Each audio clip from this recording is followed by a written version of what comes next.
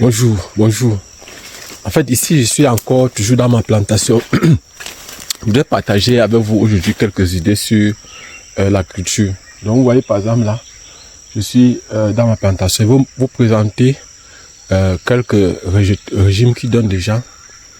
Je vais vous présenter quelques régimes qui donnent déjà. Vous savez, j'ai voulu faire ici un champ de bananes plantains. Et vous voyez, par exemple, dans les régions que j'ai reçus, j'ai acheté ici au village, vous voyez, c'est un mélange de tout, de bananes et de plantains. Je vais vous montrer par exemple. Et c'est la raison pour laquelle je vous ai fait part du fait que ici c'est un champ sémencier. Donc je dois utiliser ce champ uniquement beaucoup plus pour les semences.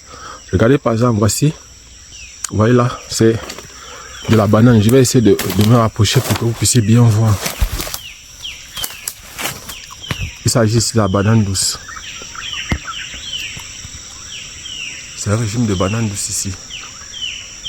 Et je vais encore vous montrer. Ici, c'est un régime de banane plantain. Vous voyez par exemple, donc ici, dans la plantation, sur plusieurs endroits, on a un mélange de banane douce et de banane plantain. Je vais vous montrer d'autres régimes. Vous montrer d'autres pour que vous puissiez comprendre pourquoi est-ce que ici là, cette parcelle est uniquement beaucoup plus un champ sémencier. Vous voyez ici par exemple, voici ici c'est la banane plantain. Et derrière là, il y a d'autres régimes qui ont produit. Quelque part là derrière, il y a quelques régimes, mais les régimes sont faibles, petits, parce que le régime produit pendant la saison sèche. Donc vous voyez par exemple que là, donc déjà, ce régime, on voit que ce sont des cornes. C'est un régime de cornes, c'est la variété normalement que je cherche. Donc ici, ça c'est la variété que je dois multiplier.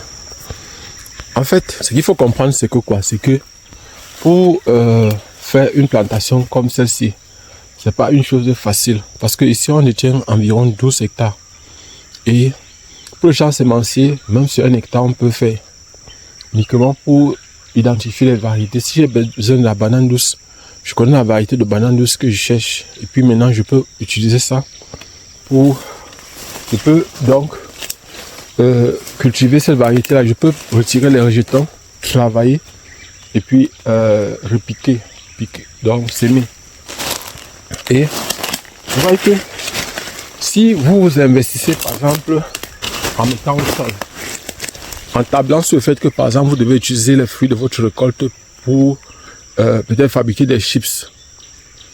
Très souvent chez nous on fabrique les chips avec beaucoup plus la banane plantain. Il y a des variétés qui sont favorables, très favorables à la banane plantain. Mais si vous, par exemple, venez dans votre plantation et vous utilisez, vous mettez n'importe quoi, comme moi j'ai fait ici. Parce que ici, j'ai acheté simplement les rejetons aux personnes du village et j'ai semé. J'ai acheté les rejetons et tout le monde me disait c'est le plantain, c'est le plantain. C'est vrai, il y a les rejetons qu'on peut identifier ça, mais c'est pas aussi évident que ça quand on est nouveau.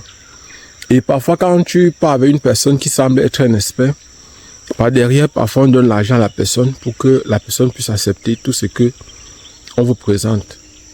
Donc, vous êtes obligé de faire avec. En fait, ici, vous voyez peut-être dans la plantation là, les plantains ont déjà commencé à donner. Et il me faut donc essayer de défricher. Peut-être je vais payer pour qu'on puisse m'aider à défricher. Parce que je dois encore mettre les rejetons sur les 2 hectares-ci. Je dois augmenter. Il faut que je fasse 2 hectares de champs sémenciers. Et comment pour avoir suffisamment, déjà ça va me permettre de gagner aussi un peu d'argent. Parce que vous avez dit, je mets 4800 rejetons par hectare. Il y a beaucoup d'endroits ici qui n'ont pas reçu de rejetons. Beaucoup d'endroits. Regardez par exemple comme ici. Vous voyez par exemple cet espace est vide. Parce que les rejetons, il y en avait. Il y avait les rejetons partout ici. Vous voyez par exemple là. Il y a des espaces, beaucoup d'espaces vides. Mais il faut savoir une chose, c'est que il y avait les rejetons, certains n'ont pas pu pousser. Certains rejetons n'ont pas pu pousser. Donc ce que nous avons comme défi aujourd'hui, je vais voir s'il y a possibilité parce que j'ai l'impression que les pluies sont en train d'arriver. Et si je dois penser faire tout le travail là seul, ça sera presque impossible que je puisse réussir à travailler parce que vous voyez, 2 hectares, la parcelle que j'ai défrichée, n'est pas aussi beaucoup que ça. C'est presque, je sais pas. Parce que l'espace quand il dit 2 hectares, c'est même pas vraiment 2 hectares, c'est plus de 2 hectares. Étant donné que cette parcelle qui est ici en bas, je ne compte pas. Je compte à partir d'ici, par exemple, comme ça, en montant. Alors, on a plus de 50 à 80 mètres d'ici la route qui est en bas là. Donc en bas là, on a près de entre 50 et 80 mètres. Je n'ai pas encore pris le temps de mesurer. Donc, je faisais cette vidéo aujourd'hui, j'ai fait cette vidéo aujourd'hui beaucoup plus pour attirer l'attention des personnes qui se lancent dans l'entrepreneuriat, surtout en ce qui concerne la banane plantain. Que actuellement nous sommes à la période, nous sommes au mois de février, nous sommes le 12 février aujourd'hui. Et c'est le moment de défricher. Parce que bientôt les pluies, on a eu une première pluie, bon on ne peut pas considérer que c'est vraiment une pluie, mais c'est quand même là. Bientôt les pluies vont commencer, peut-être d'ici fin février, début mars. Et pour cela, il faut déjà être prêt, c'est-à-dire avoir les semences prêtes. Et je voudrais attirer l'attention des personnes que si vous mettez la banane plantée, que la banane plantée doit faire 1 an, le conseil que je vous donne, c'est que quoi? C'est que, comme je vais prendre un cas pour que vous puissiez comprendre un peu ce que je veux vous dire. Voilà par exemple mes régimes qui sont en train de donner maintenant. Actuellement, le plantain, la banane plantée au marché n'est pas cher. C'est extrêmement moins cher. C'est-à-dire vous retrouvez les régimes de 1000 francs, 1500, 2000, parfois même de 500. Or, il y a une période pendant laquelle les régimes de plantain sont extrêmement chers. C'est la saison pluvieuse, surtout au mois de juillet-août. Au mois de juillet-août, le plantain est à son paroxysme. Donc, très souvent, il faut essayer de voir comment, par exemple, c'est-à-dire, si vous voulez récolter, par exemple, votre plantain au mois de juillet, il serait préférable pour vous de s'aimer peut-être au mois d'août, donc au mois, soit d'août. Et là, si vous avez la chance que, parce que si vous mettez au mois d'août, le plantain va au moins avoir 3 mois de pluie, 3 à 4 mois de pluie, avant le début de la saison, de la grande saison sèche. Surtout quand on est dans les zones du Pras. Je suis ici en train de parler beaucoup plus de ceux qui sont dans les zones de savane et de forêt. Et même dans les hautes montagnes, c'est-à-dire dans les régions de Grassfield, le climat est presque un peu le même. C'est vrai, l'intensité n'est pas la même en ce qui concerne soit les pluies, soit le froid, soit la chaleur. Donc, j'étais en train d'attirer votre attention sur le moment où il faut s'aimer. Si vous avez par exemple un plantain qui doit faire 11 mois, le conseil que je vous donne, si vous voulez obtenir, vous devez s'aimer peut-être au mois de août-septembre. Pour être sûr qu'au mois de juillet, vous êtes en train de récolter. Au pire des cas, au mois d'août, vous devez être récolté. Et là, par exemple, vous allez vendre ça à un très bon prix. Et je vous ai parlé dernièrement du calendrier des prix des produits agricoles.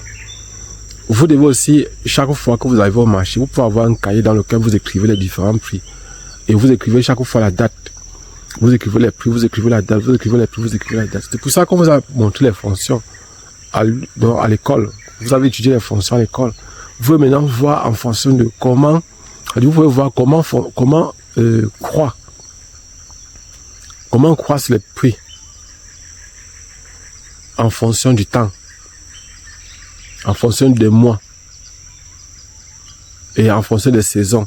C'est-à-dire vous allez savoir peut-être que, comme moi, comment je fais pour savoir qu'au mois d'août, le plantain coûte très cher.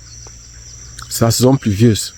L'accès dans les champs, parce qu'en saison sèche, par exemple, comme ça, c'est facile, étant donné que toutes les routes sont sèches, les marécages sont secs. Ça fait que les motos peuvent passer, les voitures peuvent passer même dans les marécages. Or, en saison pluvieuse, c'est impossible. Vous voyez même les lits des cours d'eau, ça a baissé. La KDI, par exemple, actuellement, je peux traverser la KDI à pied. Peut-être qu'il faudra que je fasse une expérience pour que vous puissiez voir que ce que je suis en train de dire, c'est vrai. Or, pendant la saison pluvieuse, c'est impossible parce que le courant de l'eau, la vitesse de l'eau est élevée.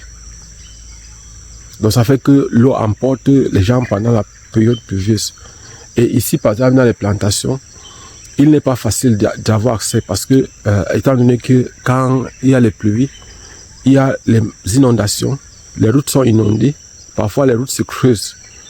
Et par exemple, pour ceux qui viennent retirer les produits agricoles en saison sèche, la voiture peut même arriver jusqu'au champ. Donc, il y a une partie de la manutention qui est souvent réduite, dans la mesure où il faut souvent faire ce qu'on appelle le débardage, c'est-à-dire porter dans le champ, à l'intérieur du champ pour amener à côté de la route. Ici, par exemple, pendant la saison sèche, on peut créer une route qui entre dans le champ et la voiture vient directement porter à l'intérieur du champ. Donc, il faut tenir compte de cela. Moi, par exemple, ce qui m'intéresse, ce qui me plaît le plus, c'est que c'est un champ semencier. C'est vrai. L'idéal pour moi, c'est aussi de gagner de l'argent. Et je ne vais pas vous cacher, il y a des choses qui ont tendance à décourager et à beaucoup décourager. Il y a des arbres qui sont tombés ici, tout proche. Là, ça a détruit quelques bananiers. En fait, c'est un arbre qui s'est cassé simplement. C'est un arbre qui s'est cassé et c'est tombé. C'est la raison pour laquelle ici derrière nous, j'ai demandé qu'on fasse l'abattage systématique. Pourquoi? Parce que vous voyez par exemple là, voilà l'arbre. Par exemple, vous voyez ici derrière nous, il y a un arbre là qui est cassé. Il y a un arbre là derrière nous qui est cassé. Vous le voyez. Voilà ça. Le voici ici. Voilà là-bas. Et cet arbre qui est cassé, bon, crée des dégâts. C'est la raison pour laquelle personnellement, si je peux vous donner un conseil, c'est très souvent d'abattre les arbres, de faire un abattage systématique avant de mettre le plantain. Ou même après. Parce que, regardez encore, je vais vous montrer l'autre ici. Qui a aussi un autre arbre qui a aussi créé des dégâts, qui a créé d'autres dégâts. Voici notre arbre qui est tombé. Vous voyez là. Il vient de tomber. Donc c'est un arbre qui a séché jusqu'à tomber. Il n'a pas été abattu. Vous voyez ces arbres qui sont ici, qui sont secs, vont tomber. Et c'est comme ça que ça peut détruire les cultures. L'idéal serait donc, lorsque vous venez, il y a les deux techniques que vous pouvez utiliser, vous les connaissez déjà. Soit vous faites l'abattage systématique, vous brûlez et vous nettoyez et vous sémez. Soit vous venez vous défricher, vous défrichez et vous sémez, vous sémez. Après vous abattez, vous brûlez. Donc, ce sont les deux techniques qu'on utilise sur le plantain. Si tu dis bien, la première technique, c'est que vous défrichez, vous abattez, vous brûlez, et après ça, vous sémez. Deuxième technique, c'est que vous pouvez venir vous défricher, vous sémez. Après avoir sémé, donc maintenant, vous abattez et vous brûlez. Dans tous les deux cas, le plantain va monter, que ce soit le plantain, que ce soit le macabo, ça va monter. Et ça va monter encore avec beaucoup. Donc ça va monter avec une très grande vitesse dans les deux cas. Abonnez-vous et partagez cette vidéo pour le maximum possible. Donc personnellement, je vais pas commencer, je vais commencer le travail tout à l'heure là. Et je voulais partager ces instants avec vous, partager ces quelques idées avec vous pour que ceux qui veulent se lancer ne tombent pas dans les mêmes erreurs dans lesquelles nous on est tombé. Ouais, un peu. Donc j'ai pu préciser de l'autre côté, j'ai fait l'abattage systématique. Et je vais chercher d'ici quelques jours là des personnes pour faire le défrichage. Et je vais encore, si la possibilité, je continuerai à abattre de l'autre côté. Abonnez-vous et partagez, on se voit prochainement. Inch'Allah. La question qu'il faut se poser maintenant, que je dois me poser maintenant, c'est que, regardez un peu, derrière nous ici. Vous voyez par exemple, il y a un arbre là qui est tombé. Et un arbre sec qui est tombé, vous voyez, ce sont les débris ici. Observez les dégâts au niveau de la banane. Regardez par exemple ceci. Regardez par exemple ce qui s'est passé ici. Observez, c'est ça le seul. Je vais tourner la caméra. Observez ici. Observez là. Regardez les dégâts.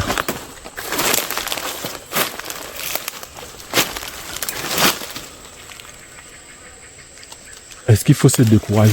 Observez. Regardez par exemple.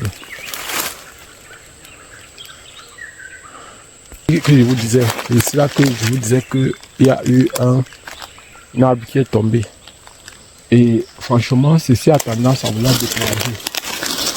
Parce que vous voyez, après tant d'efforts, on n'a encore rien récolté. Ici, dans ce champ, on n'a encore absolument rien récolté. Je n'ai pas encore eu de régime de plantain que j'ai récolté venant de ce champ, provenant de ce champ. Et vous voyez, le fait de travailler comme ça et d'avoir l'impression qu'on travaille pour rien, c'est décourageant. Mais observez un peu. Observez ici. Voici un régime. Et vous voyez, quand on voit ça, ça a tendance à encourager, à redonner espoir. Donc, on a espoir que, d'ici quelques temps,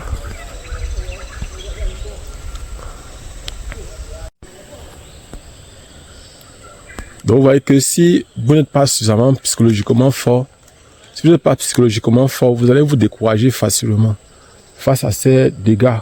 Vous voyez par exemple là, et je faisais une expérience franchement, je vais vous expliquer ce qui m'était passé par l'esprit. Je me suis dit, bon, il y a un endroit où j'ai défriché carrément, dans ça j'ai défriché, j'ai abattu et j'ai sémé. Ici, sur cet endroit-ci, le ciel, je ne voulais pas payer. Donc ici, je me suis dit, pourquoi ne pas faire l'expérience pour comprendre un peu pourquoi d'autres personnes laissent souvent les arbres dans leur champ. Et si c'est le cas, par exemple, en laissant les arbres dans son champ, et que je dois avoir le dégât de ce genre, je préfère abattre. Parce que vous voyez, par exemple, ici, actuellement, si je peux compter au moins ces 30 bananiers plantains que je suis en train de perdre. Or, 30 bananiers plantains, même si on prend la moyenne à 30 000, il aurait fallu que je donne peut-être 20 000 francs et que je dépense peut-être 20 à 30 000 francs là même pour payer le ciel, parce que c'est pas fini. Il y a encore des arbres secs. Il y a encore suffisamment d'arbres secs ici. Observez un peu. Vous voyez par exemple, il y a suffisamment d'arbres secs là. Vous voyez celui-ci est par exemple sec. Vous voyez par exemple là. Pas d'arbres qu'il y a ici à l'intérieur, c'est déjà sec. Et vous voyez par exemple, voici l'autre qui s'est cassé ici. Et les arbres, il y a suffisamment d'arbres secs ici à l'intérieur du champ. Ça fait que, actuellement, si les dégâts seront à plus de 100, ce qui est sûr, à la fin, on risque d'avoir plus de 100 arbres, plus de 100 bananiers plantains qui sont détruits. Et l'idée d'avoir un champ sémencé comme celui-ci, c'est quoi? C'est que j'ai la possibilité de faire le choix des variétés que je recherche, de voir par exemple si les régimes qui sortent de ces variétés-là sont des régimes qui sont conséquents. Si les maladies n'attaquent pas facilement ces régimes-là. C'est vrai, il ne faut pas s'attendre à grand chose sur les régimes qui sont produits en saison sèche. On ne peut pas s'attendre à grand chose. Mais ce qu'il faut savoir, c'est que quoi? C'est que nous attendons quand même à récolter quelque chose. Abonnez-vous et partagez au maximum. J'ai voulu faire partager avec vous aujourd'hui cet endroit-ci pour vous montrer que, en fait, dans l'entrepreneuriat agricole, les choses ne sont pas souvent faciles et aisées. C'est souvent très difficile. On a tendance, on est à mi-chemin entre le découragement et la persévérance.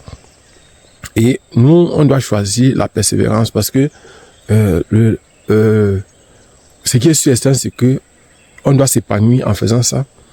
Et demain, on a espoir que les choses vont s'améliorer et que l'expérience qu'on a, on pourra le partager avec d'autres personnes pour que demain, ce qui nous est arrivé ne nous arrive pas. Donc actuellement, sur le reste du champ, je crois que c'est mieux que je trouve les personnes pour travailler. Il va payer les personnes, on va défricher parce qu'il faut que je vois, je suis en train de réfléchir, il faut que je mette encore la banane plantée ou bien le manioc. Enfin, je suis en train de réfléchir sur le reste de l'espace là, s'il faut mettre le manioc ou la banane plantain. Parce que la banane plantain, c'est vrai, on voit la grosse somme qu'on doit gagner, mais dans le fond, j'ai l'impression que ça a tendance, c'est pas pour ça que je suis venu au départ. Je venais pour le manioc, peut-être qu'il faut que je consiste, et il faut même que je consiste avec le manioc. C'est vrai, j'ai voulu mettre les semences ici, de ce côté-ci, pour voir, parce qu'il y a encore 10 hectares qui n'ont pas été touchés là, et qu'il faut mettre quelque chose sur les 10 hectares. C'est vrai, l'idée derrière, ce sont les arbres fruitiers, c'est un champ de verger, c'est un verger que je cherche à faire. Et aussi, il faut mettre les ruches pour le miel, n'oubliez pas. On se voit prochainement, Inch'Allah.